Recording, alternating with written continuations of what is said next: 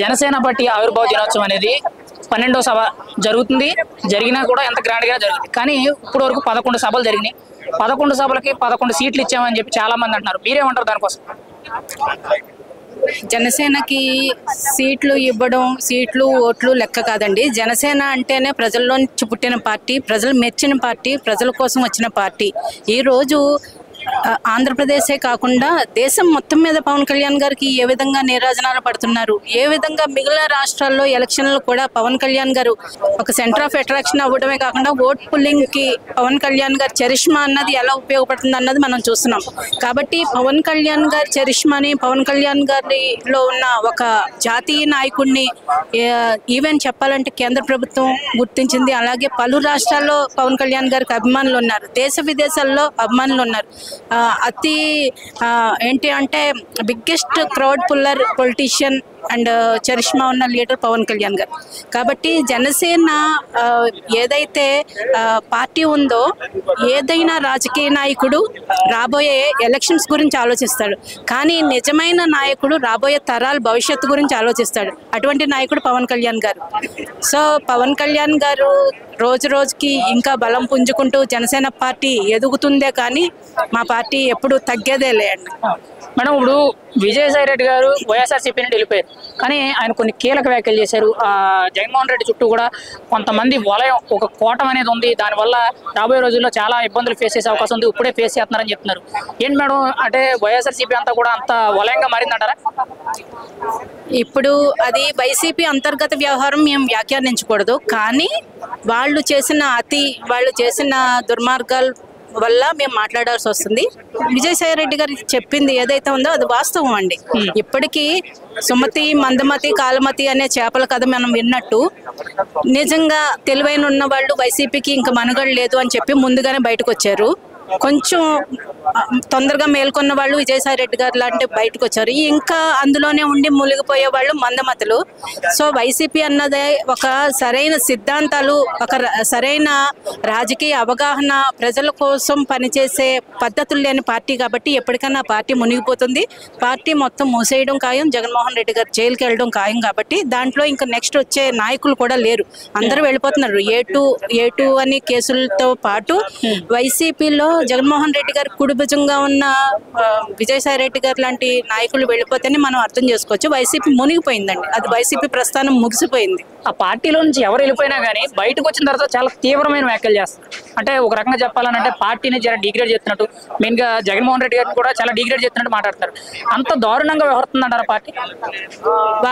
వాళ్ళనైతే ఎవరో రెచ్చగొట్టి వ్యాఖ్యలు చేయరు కదండి. వాళ్ళు చాలా కోరు నాయకులు అయ్యుండి వచ్చి అటువంటి వ్యాఖ్యలు చేస్తున్నారంటే వైసీపీలో జరుగుతున్న వాస్తవాలు అవి.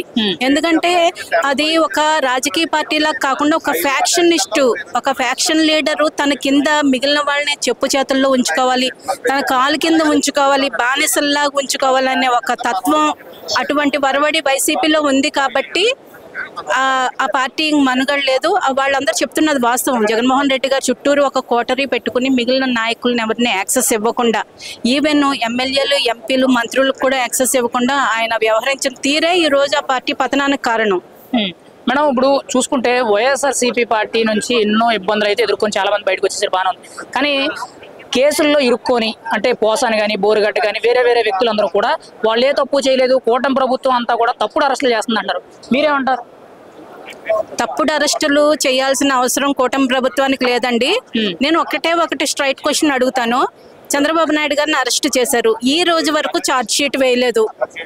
కాబట్టి మరి ఎవరు తప్పుడు అరెస్టులు, ఎవరు కక్ష సాధింపు చర్యలు?